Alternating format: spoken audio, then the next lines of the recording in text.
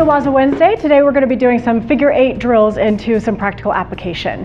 The first thing that we do is our figure 8 drills. I like to add in the double figure 8, so I check each one of these punches as they come in. On one of the checks, I just pull down to my belt.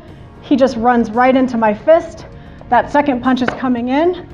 I check that, drag it over, turn my body, and there's that punch again. And then I can follow up with choke, a throw, etc. So a little bit faster. Checking these. Pulling in, punch, that second punch comes, pull and drag,